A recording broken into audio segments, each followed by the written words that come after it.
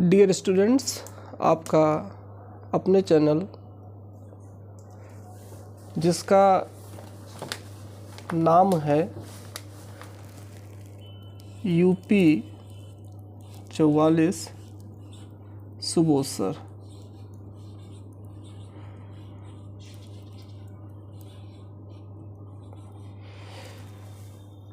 में स्वागत है। आज हम लोग क्लास 12th के जो आंकिक प्रश्न होते हैं, जो कि 1 नंबर या 2 नंबर के होते हैं, उनसे रिलेटेड जो भी फार्मूले हैं, ठीक है, इनका हम 1-2 पार्ट में वीडियो बनाएंगे और वो सारे फार्मूले सिंपल से हैं और ये आप अभी से इनको नोट कर लीजिए और नोट करने के बाद इनको आप लर्न करते रहिए, ठीक। फिर इन्हीं फार्मूलों पर आधारित जितने भी न्यूमेरिकल होंगे उन न्यूमेरिकल को सॉल्व कराएंगे, ठीक है। तो फार्मूला हम लोग देखते हैं। सिंपल से फार्मूले हैं, छोटे छोटे फार्मूले हैं, ठीक है। बहुत बड़े बड़े फार्मूले नहीं हैं। वैसे तो फिजिक्स में बहुत सारे फार्मूले हैं, लेकिन बहुत सिलेक्टेड और बहुत छोटे छोटे फार्मूले हैं जिनको आप लर्न भी कर सकते हैं, कोई दिक्कत नहीं है, ठीक। और लर्न रहना भी चाहिए और इन्हीं पर बेस्ड जितने भी न्यूमेरिकल हैं उसको हम सॉल्व कराएंगे, ठीक है। चलिए देखते हैं। फर्स्ट आपका जो फार्मूला है Q इक्वल टू यानी का है। Q इक्वल टू यानी का मतलब क्या हुआ? ये आपका हुआ टोटल चार्ज। टोटल चार्ज है बेटा पूरा आवेश, ठीक है, जो कि कूलाम में रहेगा, जैसे 5 कूलाम। अब उसके बाद इस आवेश को बनाने के लिए कितने इलेक्ट्रॉन पार्टिसिपेट किए हैं, ये नंबर ऑफ इलेक्ट्रॉन हुआ। और एक इलेक्ट्रॉन का जो चार्ज होता है 1.6 × 10⁻⁻19 कूलाम, ठीक है। ये आपका ध्यान रहना चाहिए। एक फार्मूला आपका ये हो गया। दूसरा आपका फार्मूला है, बहुत सिंपल वे में सारे फार्मूले हैं, कोई दिक्कत नहीं है। दूसरा है आपका K इक्वल टू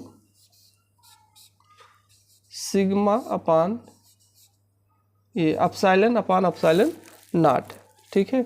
ये मीडियम की परमेबिलिटी है और ये फ्री स्पेस की परमेबिलिटी है, ठीक है। तो ये आपका एक फार्मूला होता है K equal to epsilon naught. यहाँ से आप K को भी डिफाइन करते हो, ठीक है। जो डाइलेक्ट्रिक कांस्टेंट है, परावैद्युतांक है, परावैद्युत पदार्थ का जो परावैद्युतांक है, इसको आप इसका डेफिनेशन बनाते हो। कैसे? कहते हो कि माध्यम की वैद्युतशीलता और निर्वात की वैद्युतशीलता का अनुपात, ठीक है, उस पदार्थ का क्या कहलाता है? जो पदार्थ है उसकी वैद्युतशीलता, ठीक है, और निर्वात की वैद्युतशीलता का अनुपात क्या कहलाता है? उस पदार्थ का परावैद्युतांक कहलाता है। तो यहाँ से K को आप डिफाइन कर सकते हो, ठीक है। सेकेंड आपका है, थर्ड आपका है एक फार्मूला देखिए, ये आपका होता है F इक्वल टू QE। ये इलेक्ट्रिक फील्ड है और ये इलेक्ट्रिक फील्ड में चार्ज रखा हुआ है, ठीक है। जैसे ये इलेक्ट्रिक फील्ड है आपका,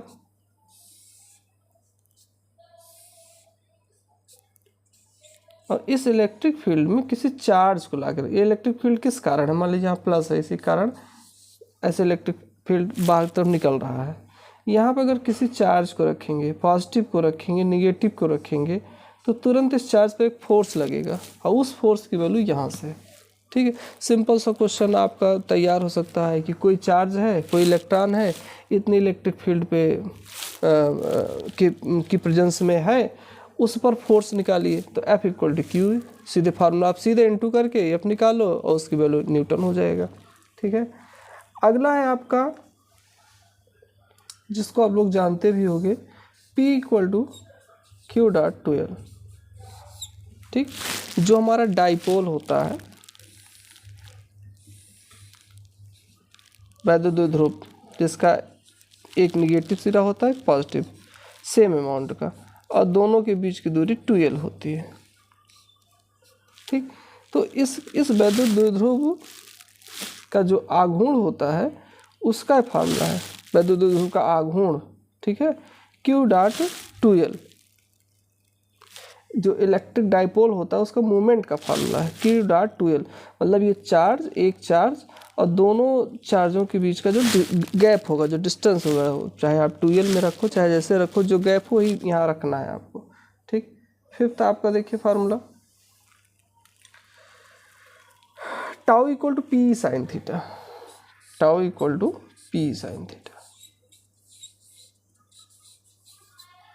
ठीक, ये भी आपका, अगर कोई डाइपोल, यहीं देख लीजिए, अगर कोई डाइपोल अगर आपका वो इलेक्ट्रिक फील्ड में रखा गया है, ठीक है, जैसे ये रखा गया -q + q, ठीक, अब ये -q इसको अट्रैक्ट करेगा और ये इसको रिपेल करेगा, तो इसमें एक मूवमेंट आएगा, ठीक है, टार्क लगेगा, ठीक है, वॉल्यूम का आघूर्ण होगा। ठीक, और उस आघूर्ण का फार्मूला क्या है, tau equal to P sine theta.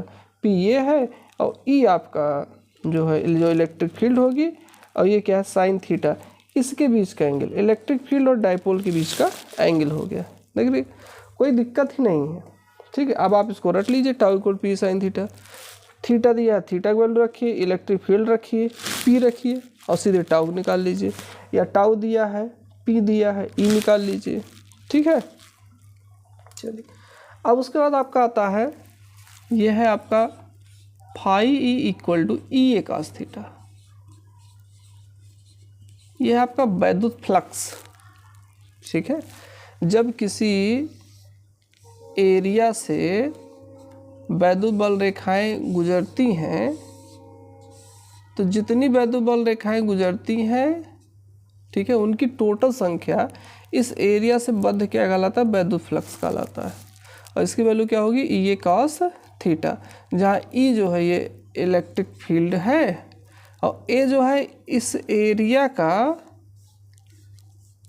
Vector, area vector है।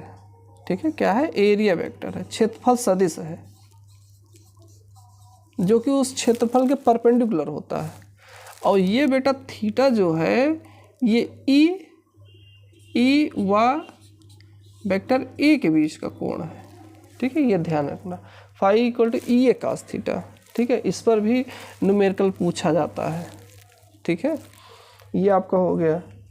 उसके बाद ये थ्योरम है आपका, इस पर भी न्यूमेरिकल पूछा जाता है, sigma Q by epsilon not. ये गॉस का थ्योरम है कि अगर कोई क्लोज बाउंड्री है तो उसमें जितने भी चार्ज होते हैं, ठीक है, और उनसे बद्ध जो फ्लक्स होगा वो टोटल चार्ज का क्या होगा, 1/ε0 होगा। बस कहीं कोई बाउंड्री में कहीं लीकेज ना हो। ठीक, तो ये आपका हो गया। एक विभवांतर का फार्मूला होता है, ये 6 नंबर का, ये 7 नंबर का, एक विभवांतर का है, delta we equal to W/Q। ठीक, इसको आप ऐसे भी देख सकते हो, ये यहाँ पे सेल के लिए ऐसे लिखा जाता है, विद्युत वाहक बल EMF। ठीक है, तो क्या हो जाएगा, E इक्वल W/Q, वहाँ से भी इसको समझ सकते हो। और ये विभवांतर इक्वल टू W/Q हुआ, यहीं से W भी आ जाता है, Q डॉट डेल्टा W। ठीक, अब ये देखिए, मतलब क्या हुआ कि ये विभवांतर इतना है, ये चार्ज है, तो इस विभवांतर में इस चार्ज को एक पॉइंट से दूसरे पॉइंट तक ले जाने में किया गया कार्य W equal to Q dot delta V। और यही कार्य जो है उस चार्ज को काइनेटिक एनर्जी के रूप में प्रोवाइड हो जाता है। ये हम एक वीडियो में बताए हुए हैं ये, तो यहाँ से आप V भी निकाल सकते हो। ठीक है, सिंपल सी एक इक्वेशन बन जाता है। ठीक, तो आपका ये फार्मूला है, बहुत ही सिंपल सा फार्मूला आपका। दो और है, देखिए 9 फार्मूले बहुत सारे हैं। देखिए, एक E होता है इलेक्ट्रिक फील्ड 1/4πε0 Q/r²। ये किसी पॉइंट चार्ज के कारण r डिस्टेंस पे यहाँ पे इलेक्ट्रिक फील्ड कितना होगा उसका फार्मूला है, ठीक। और इसी पॉइंट चार्ज के कारण b डिस्टेंस पे v कितना होगा, q/r। देखो दोनों में अंतर है, यहाँ r² है, यहाँ क्या है r है। इसी पॉइंट पर विभव कितना होगा आपका ये फार्मूला है, और इसी पॉइंट पे इलेक्ट्रिक फील्ड कितना होगा ये फार्मूला है। अब दोनों में जब दोनों को डिवाइड करेंगे, ज़रा ध्यान दो, जब हम दोनों को डिवाइड करेंगे तो हमारा एक फार्मूला और बन जाएगा, ठीक। इसको ध्यान दीजिएगा, यहाँ आप नोट कर ही लिए होंगे।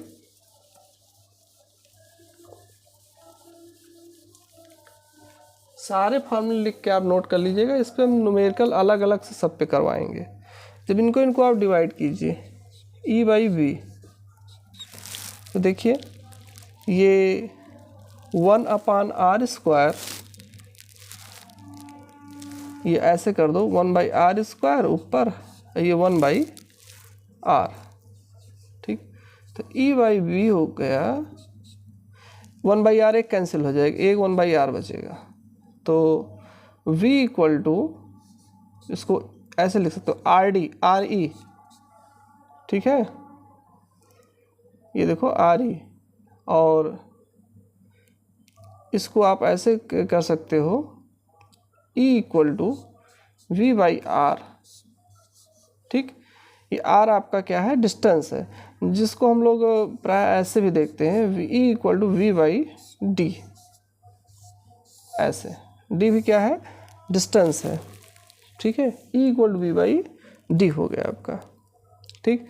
तो ये भी आपका आ गया। अगर ये इलेक्ट्रिक फील्ड दिया है, डिस्टेंस दिया है, V पूछ रहा है, तो आप तुरंत बता सकते हो, ठीक। तो एक फार्मूला आपका ये हो गया, यहाँ पर दो फार्मूले बन गए। तो इन सारे फार्मूलों को आप नोट करके लर्न कर लोगे। अब जैसे दो चार्ज आपके हों, ठीक, दो चार्ज हों और दो चार्ज मान लीजिए 11 हो गया 12, दो चार्ज r डिस्टेंस पे हो और इनको ऐसे फिक्स कर दिया गया हो, ना पास आ रहे हो ना दूर जा रहे हो, ठीक है। तो इनके बीच एक पोटेंशियल लग जाता है, उस पोटेंशियल की वैल्यू होती है U equal to 1/4πε0 Q1 Q2/r हो जाता है, ठीक। ये भी आपका इम्पोर्टेंट फार्मूला है, ठीक, Q1 Q2/r। यहाँ पे एक चीज़ स्टूडेंट्स ध्यान रखना है कि यहाँ पे चार्ज का जो साइन होता है वो नहीं लिखा जाता है। साइन लिखने की कोई ज़रूरत नहीं है, जो चिन्ह है यहाँ पे आप उसको मत लिखिए, लेकिन यहाँ लिखा जाता है और यहाँ भी लगता है जो साइन हो। पॉजिटिव चार्ज है तो पॉजिटिव साइन, नेगेटिव चार्ज है तो नेगेटिव साइन, ठीक। तो इसको भी ध्यान रखिएगा न्यूमेरिकल करते समय। उसके बाद हम लोग बहुत सिंपल सा फार्मूला है एक और,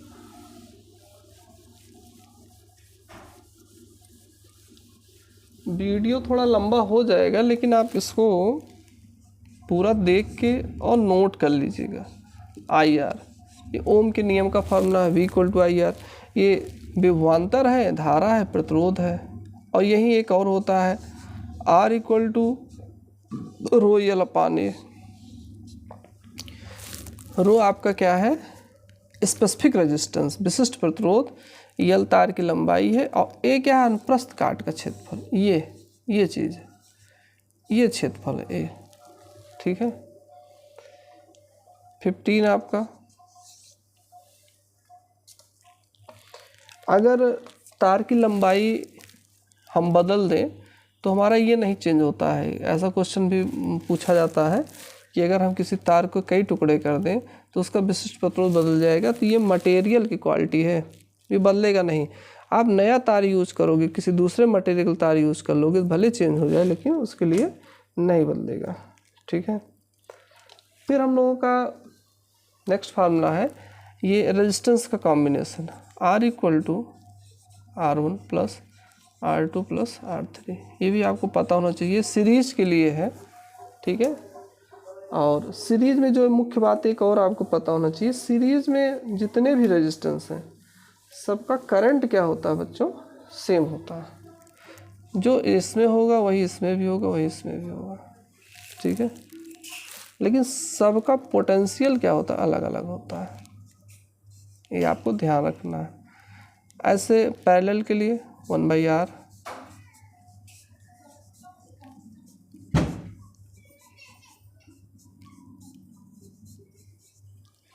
अब पोटेंशियल में क्या होगा कि सबका जो है, जो सब में जो करंट होगा वो अलग अलग होगा, लेकिन सबका जो पोटेंशियल होगा स्टूडेंट्स, वो क्या होगा, सबका सेम होगा, ठीक है। यहाँ पे जो फाइनल प्रतिरोध होता है वो सबसे कम होता है, जितने प्रतिरोध लगे उनसे भी कम होता है, ठीक है। मतलब आर की वैल्यू सबसे लेस हो जाएगी,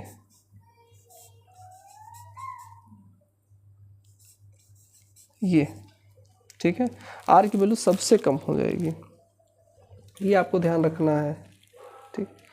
उसके बाद हम लोग देखते हैं फार्मूला, एक होता है आपका सेल के लिए, सेल के सिरों जो विभवांतर होता है E-IR होता है।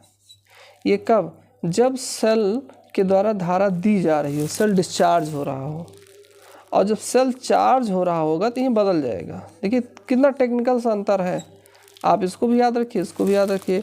अगर चार्जिंग की बात आएगी, ठीक है, तो ये आपका E=+IR हो जाएगा, और डिस्चार्ज की बात आएगी तो क्या हो जाएगा, ठीक है। चार्जिंग में आप, डिस्चार्ज में क्या होता है, ये जो सेल होता है, ठीक है, ये पॉजिटिव से करंट आपका निकलता है जब डिस्चार्ज होगा, और जब चार्ज होगा तो पॉजिटिव में करंट इंटर करता है, ठीक। तो ये आप सर्किट से भी इस चीज़ को ध्यान दे सकते हैं, ठीक। तो V=E-IR।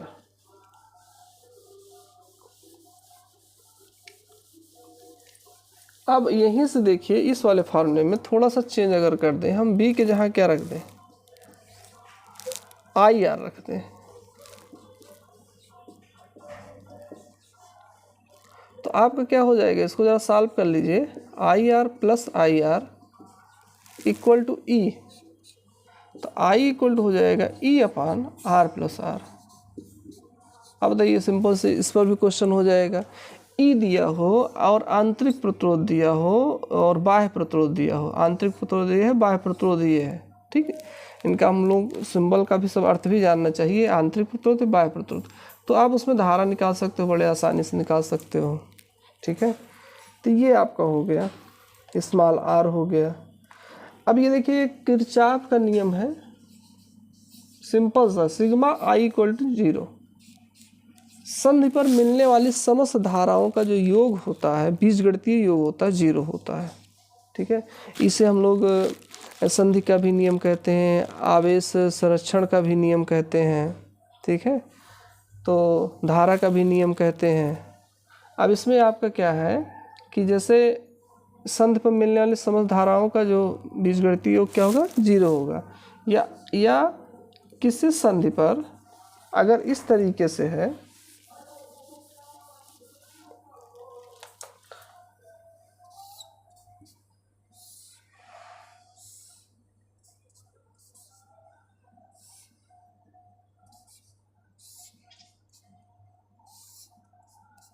ये I1, I2, I3, ये 3 धाराएं हैं जो कि संधि की तरफ बढ़ रही हैं और ये जा रही है। ये धारा मान लीजिए I4 है, ये I5 है, ये I6 है, ठीक है। तो इसी नियम से हम लोग क्या कहेंगे, आने वाली धारा बराबर जाने वाली धारा, ऐसे भी इसको कहा जाता है, ठीक है। और इस पर ही न्यूमेरिकल आता है, बहुत सिंपल सा न्यूमेरिकल आता है। जैसे मान लीजिए धारा ये 3 एम्पियर है, ये 2 एम्पियर है, ये 5 एम्पियर है, 3 2 5, और ये आपका हो गया, देखिए 5 3 8 2 10। अभी अब हो गया, मान लीजिए ये हो गया 1 एम्पियर, ये हो गया 4 एम्पियर। अब इसको पूछ लिया तो 4 1 5, ये कितना हो जाएगा, 5 एम्पियर, क्योंकि जितना आ रही उतना ही जाएगी। 5 4 9 1 10, तो ये वाला जो पूछा गया था वो आपका आ गया 5 एम्पियर, ठीक है। तो सिंपल सा न्यूमेरिकल भी आप इस पर सॉल्व कर सकते हो। तो ये कौन सा नियम था? किरचॉफ का प्रथम नियम या धारा का नियम। दूसरा नियम ऊर्जा संरक्षण का है, जो कि थोड़ा सा टफ है, उसको रहने दीजिए। पहला नियम आप लोग याद रखिए। उसका एक फार्मूला ये है, इसको याद रखिए, कभी कभी पूछ लिया जाता है ऐसे ही ऑप्शन में। ये आपका म्यू नॉट और एप्सिलॉन नॉट है। ये जो है चुंबकशीलता है और ये वैद्युतशीलता है, ठीक है। इसको स्क्वायर करके भी पूछ लिया जाता है। और ये स्पीड ऑफ लाइट है, तो सी स्क्वायर इक्वल टू क्या हो जाता है 1/म्यू नॉट एप्सिलॉन नॉट, ठीक। उसके बाद आपका ये 5 इक्वल टू होता है BA cos थीटा। ये आपका क्या है 20। जैसे वो था 5E equal to EA cos theta, starting बताए थे। ऐसे ये BA cos थीटा है। BA cos थीटा मतलब क्या है? ये आपका वैद्युत क्षेत्र था, ये वैद्युत फ्लक्स था, ये चुंबकीय फ्लक्स है। क्या है ये? मैग्नेटिक फ्लक्स है। और ये मैग्नेटिक फील्ड है, ये एरिया वेक्टर है, और ये एरिया वेक्टर और मैग्नेटिक फील्ड के बीच का एंगल है, ठीक है। इसका जो यूनिट होता है वो वेबर होता है, और इसका जो यूनिट होता है बी का जो होता है वो टेस्ला होता है, ठीक है। तो ये भी आप ध्यान रखिएगा, पूछा जाता है। बी का जो होता है टेस्ला, इसका क्या होता है? वेबर होता है, ठीक। फार्मूला आप लोग तैयार कर लीजिएगा, और इसी पे बेस्ड जितने भी इस पर आधारित न्यूमेरिकल होंगे सारे हम आपको सॉल्व करवा देंगे। सब पर एक एक न्यूमेरिकल तो कम से कम हो ही जाएगा, ठीक है। अब हम लोग देखते हैं कुछ महत्वपूर्ण और सिंपल से फार्मूले और हैं, ठीक। जैसे आपका कोई इस तरीके से चार्ज है, इस मान ली कोई चार्ज है इस तरह, तो इसके कारण आर डिस्टेंस पे ई आप लोग पढ़े होंगे।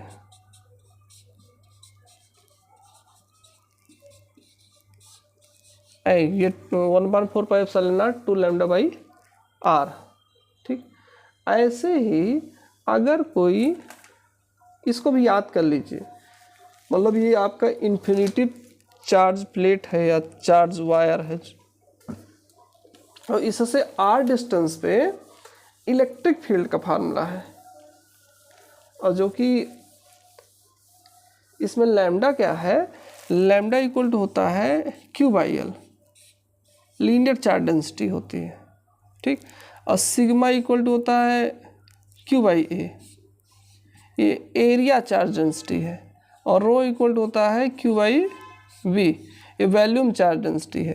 मतलब ये आयतन आवेश घनत्व है, ये पृष्ठीय आवेश घनत्व है, रेखीय आवेश घनत्व है। और ये E equal to 1/4 pi epsilon naught 2 lambda by R. बिल्कुल इसी तर्ज पर कहेंगे, अगर एक वायर है बहुत इनफाइनाइट लेंथ का है सर, तो अच्छा वायर के भी चारों तो मैग्नेटिक फील्ड होता है, इसके कारण जो आर डिस्टेंस में मैग्नेटिक फील्ड होगा, तो ये यही चीज़ होगा। ऐसे ही बी इक्वल टू यहाँ पे ये चलता है, और मैग्नेटिक वाले कॉन्सेप्ट में म्यू नॉट बाई 4 पाई चलता है, म्यू नॉट अपॉन 4 पाई होता है, और ये 2I/R, ठीक। आप देख रहे हो कि बिल्कुल वैसे ही है, म्यू नॉट अपॉन 4 पाई 2I/R। और यही अगर इसके किसी किनारे की तरफ कॉर्नर पे या हेड साइड में, किसी भी हेड साइड में, चाहे अप चाहे डाउन पे, तो ये बी इक्वल टू क्या हो जाता है? म्यू नॉट अपॉन 4 पाई। ये भी आपको आना चाहिए, कोई दिक्कत नहीं है जब उतना, ये इसका जस्ट हाफ, ठीक। तो ये आप लर्न करके रखोगे। ये आपका कोई लूप है और उस लूप के सेंटर से x दूरी पर, और इस लूप में धारा बह रही है x दूरी पर, यहाँ पर आपको चुंबकीय छेद निकालना है, तो उसका फार्मूला है, ठीक है। और इसका रेडियस क्या है, a है। म्यू नॉट एन आई, और इसमें एन क्या है, फेरों की संख्या है, कितने सारे फेरे हैं, आई ए स्क्वायर 2a² + x² पावर 3/2। अगर ये दूरी जो है अगर आपका सेंटर पे हो, यहाँ पे O पर हो, मतलब लूप के केंद्र पर जो चुंबकीय क्षेत्र होगा, तो हम लोग x की वैल्यू 0 कर देंगे, यहीं रख देंगे। तो mu naught n i a² upon 2a² + 0 power 3/2। तो v इक्वल टू हो जाएगा mu naught n i a² upon 2a² into 3/2। तो ये आपका कैंसिल हो जाएगा ऊपर, mu naught n i a² upon 2a की पावर 3, ठीक। तो आपका ये स्टूडेंट्स हो जाएगा mu naught n i upon 2a हो जाएगा।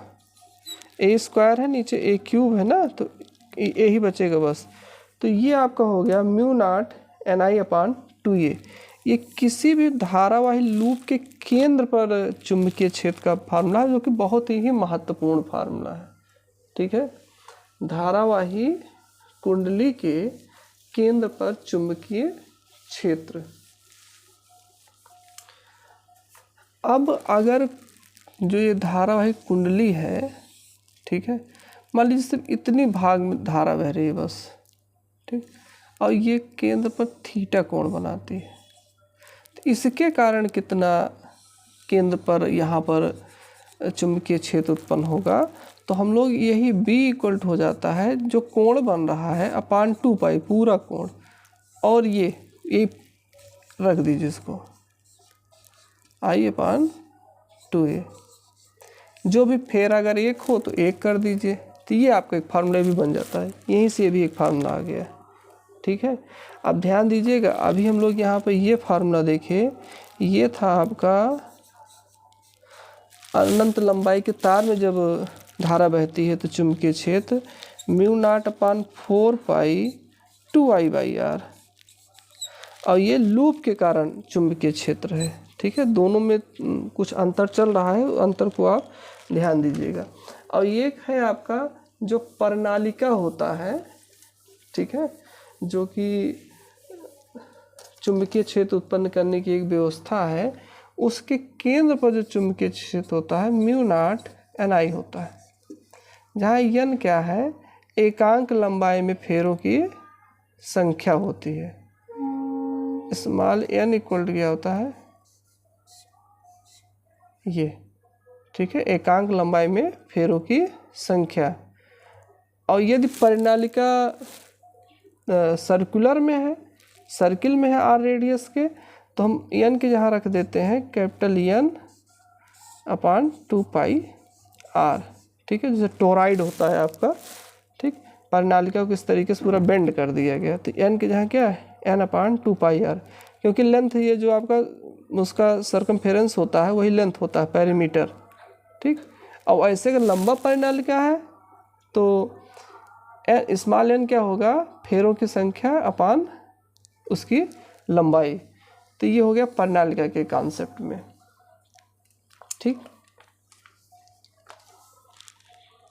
उसके बाद आपका आ जाता है एक फार्मूला है, ये F equal to QVB sin theta.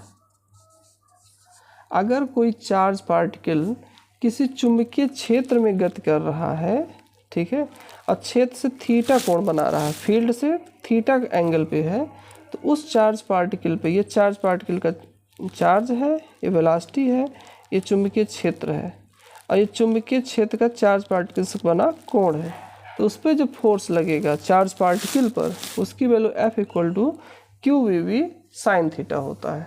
ठीक, और ये चार्ज पार्टिकल जब चुंबकीय क्षेत्र में इंटर करता है तो वो सर्कुलर पाथ पर मोशन करता है, जिसका रेडियस होता है R इक्वल टू mv/qb।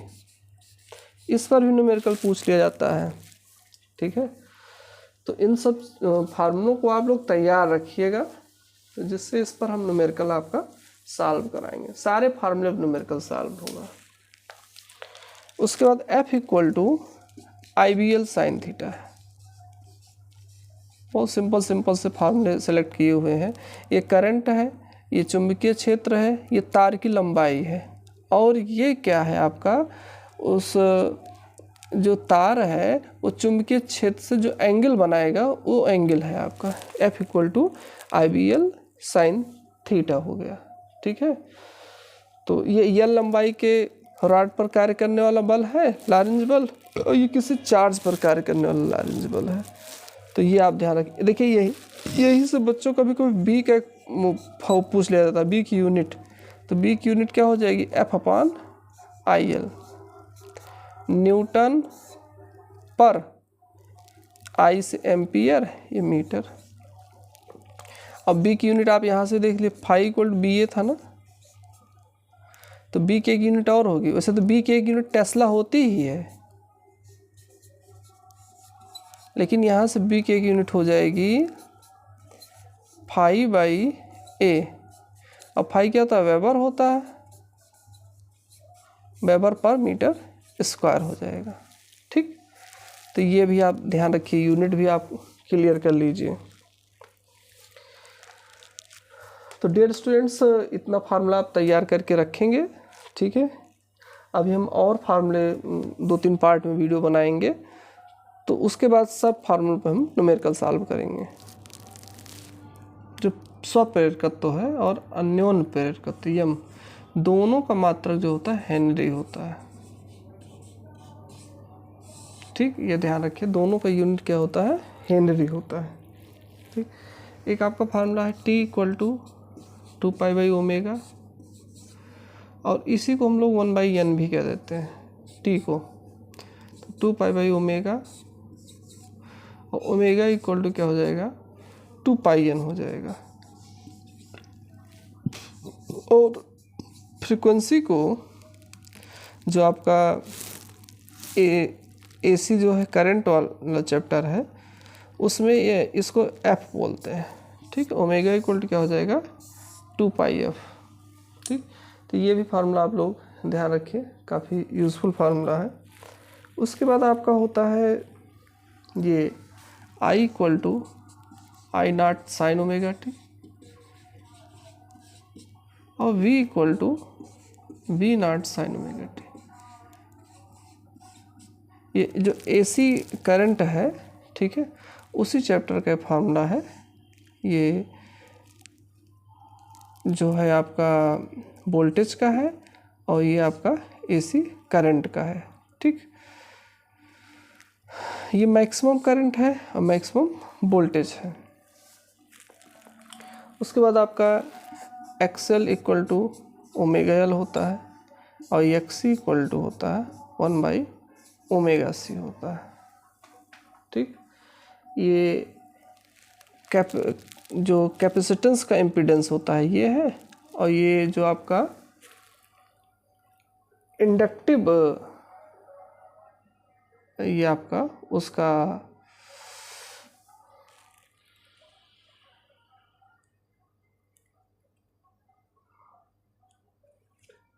ये आपका कैपेसिटिव रिएक्टेंस है, और ये इंडक्टिव रिएक्टेंस है। ठीक है, हिंदी में इसको धारतीय प्रतिघात कहते हैं, और इसको प्रेरण प्रतिघात कहते हैं। तो ये दो फार्मूला बहुत ही महत्वपूर्ण है, आप इसको याद रखिएगा। ठीक, और ये यल क्या है आपका, सेल्फ इंडक्टेंस है, और सी आपका क्या है, कैपेसिटेंस है, और ओमेगा क्या है आपका, ये एंगुलर फ्रीक्वेंसी है, एक प्रकार से आप ध्यान रखिएगा, एंगुलर फ्रीक्वेंसी है। ठीक, तो ये आपके फार्मूले हो गए। एक फार्मूला आपका होता है ये, इस पर भी न्यूमेरिकल पूछा जाता है, IRMS इक्वल होता है I0/√2 और BRMS होता है इसी की तरह B0/√2 होता है। ठीक, इन सब फार्मूलों को आप अच्छे से तैयार रखिए। उसके बाद L सर्किट होती है और C सर्किट होता है। ठीक है, इस पर ऑब्जेक्टिव क्वेश्चन बनता है। L सर्किट में जो करंट और वोल्टेज होता है, दोनों में कौन आगे रहता है और कौन पीछे रहता है। ठीक, अर्थात दोनों का फेज डिफरेंस क्या होता है। फेज डिफरेंस दोनों के लिए π/2 होता है। दोनों में I और V के बीच में जो फेज डिफरेंस होता है, दोनों के लिए क्या होता है, L सर्किट के लिए भी वही होता है और C सर्किट के लिए भी होता है।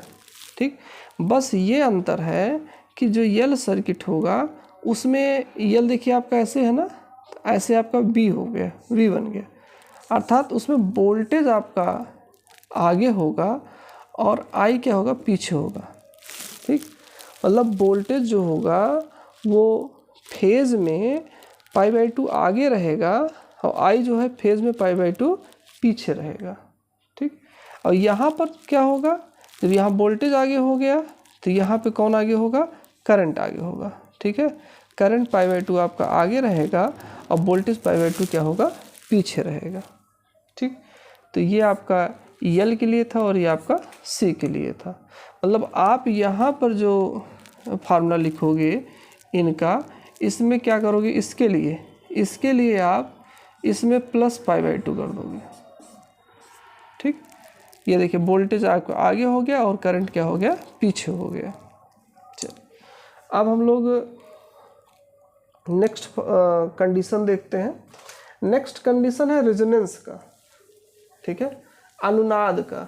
इस पे फार्मूला भी पूछा जाता है और क्वेश्चन भी पूछा जाता है। XL इक्वल जब XC हो जाता है तब रेजोनेंस होता है। और इसमें क्या हो गया, ω/L इक्वल टू 1/ω/C। तो आप इसको ω² इक्वल टू 1/L से भी लिख सकते हो। ओमेगा इक्वल टू क्या हो जाएगा, 1/√LC। ये भी आपका फार्मूला आ गया। एंगुलर फ्रीक्वेंसी अगर पूछता है LC देख के तब आप सॉल्व कर सकते हो, या ओमेगा के जहाँ पे ये रख दीजिए 2πf, तो क्या हो जाएगा 1/√LC। तो F इक्वल टू क्या हो जाएगा 1/2π√LC। ठीक है, इस पर भी आपका न्यूमेरिकल पूछा जाता है। और ये रेजोनेंस की फ्रीक्वेंसी है, इतने फ्रीक्वेंसी पे अगर करंट फ्लो होगा, ठीक है, AC करंट अगर इस फ्रीक्वेंसी करंट फ्लो होगा तो 100% जिसमें L और C लगा हो, सर्किट लगा हो और इतने फ्रीक्वेंसी फ्लो हो तो रेजोनेंस होगा। ठीक, रेजोनेंस के लिए XL इक्वल टू XC होता है। ये आपका एक फार्मूला हो गया और आपका ये सेकंड फार्मूला हो गया। तो इन सारे फार्मूलों को आप तैयार करके रखोगे। और एक आपका है डिस्प्लेसमेंट करंट। ठीक, डिस्प्लेसमेंट करंट का डेफिनेशन भी पूछा जाता है कभी कभी, और फार्मूला भी पूछा जाता है कि डिस्प्लेसमेंट करंट क्या है। तो ज़रा ध्यान दीजिए, डिस्प्लेसमेंट करंट के बारे में बस इतना ही बात ध्यान रखिए कि ये आपका कैपेसिटर है, इस तरीके से कनेक्ट किया जाता है ऐसे। ठीक, बीच में बिल्कुल कोई डाइलेक्ट्रिक सब्सटेंस होगा या स्पेस, फ्री स्पेस होगा। ठीक, उसके बाद भी करंट का फ्लो यहाँ से यहाँ हो जाता है, बीच में इलेक्ट्रिक फील्ड होती है। ठीक, तो यही बताया गया कि ये बीच में जो करंट फ्लो हो रहा है, जहाँ कुछ वायर भी नहीं है, कुछ है भी नहीं, इसी को हम लोग क्या कहते हैं डिस्प्लेसमेंट करंट। ठीक, ID बोलते हैं। ID हो जाएगा आपका कि ये चेंज इन इलेक्ट्रिक फील्ड। ठीक है, del phi E by del T। ठीक, epsilon not del phi E upon del T। अर्थात जब इलेक्ट्रिक फील्ड में जब टाइम के रिस्पेक्ट में चेंज होता है तो हमारा कौन सा करंट प्रोड्यूस होता है, विस्थापन धारा या डिस्प्लेसमेंट करंट। तो ये आप ध्यान रखिएगा ये फार्मूला। और एक बहुत महत्वपूर्ण चीज़ है कि जो हमारे स्पेक्ट्रम होते हैं, स्पेक्ट्रम में जो विव गियर होता है, ठीक, विव गियर, इसमें सबसे ज़्यादा वेवलेंथ रेड की होती है, सबसे ज़्यादा वेवलेंथ किसकी है, रेड की है, और सबसे कम किसका है, वी का है। इसी के क्रम में आगे अब ये सब विजिबल हैं, ये सब आँख से दिखते हैं, लेकिन इसके जो इस तरफ और इस तरफ है वो आँख से दिखता नहीं, इनविजिबल है, ठीक है। अब देखिए ये आपका वायलेट है, तो इसके इधर जो है आपका अल्ट्रा वायलेट हो जाएगा, ये यहाँ पे यूवी, ठीक। और सबसे लास्ट में ये देखिए, ये जैसे आप वाई कहते हो ना, सबसे लास्ट वाई होता है ना ABCD में, ठीक, वैसे ये सबसे लास्ट में क्या है आपका गामा है, गामा जो रहे होंगी, और यक्स, उसका यक्स आ गया। देखिए ये भी, मतलब आप ध्यान रखिएगा क्रम, यू भी तुरंत आ जाएगा, फिर एक्स, फिर gamma, X rays, gamma rays, और उसके बाद यहाँ पर आ जाइए, रेड है ना, तो इंफ्रारेड चलता है, इंफ्रारेड यहाँ पे, इसके जस्ट बाद इंफ्रारेड, ठीक, इसके जस्ट बाद इंफ्रारेड हो गया। और सबसे लास्ट में रेडियो, ध्यान रखिएगा इसी सीरीज का है, सबसे लास्ट में आपका रेडियो वेव हो जाएगा, ठीक। अब फिर उसके बेस में आपका माइक्रो हो जाएगा, ठीक। तो ये आप सीक्वेंस ध्यान रखिएगा, माइक्रोवेव, इंफ्रारेड, माइक्रोवेव, फिर रेडियो, ठीक, रेडियो वेव। अब पूछ लिया गया कि ये और ये चारों में सबसे ज़्यादा वेवलेंथ किसका है या सबसे कम वेवलेंथ किसका है, तो यक्स का है। सबसे ज़्यादा किसका है, रेडियो का है, ठीक। तो ये आपके लिए सिंपल होगा, ये आप सेट रूल का लर्न करके रखोगे। विव गियर आपको लर्न ही रहेगा, सबसे ज़्यादा तरंग दैर्ध्य, उससे ज़्यादा इसका, उससे ज़्यादा इसका, सबसे ज़्यादा इसका, इस तरफ आपका कम हो जाएगा, ठीक है। Thanks for watching video. अभी नेक्स्ट पार्ट भी इसका आएगा, तब तक आप इतने फार्मूलों को अच्छे से तैयार रखिए, इस पर सब फार्मूलों पर हम न्यूमेरिकल कराएंगे।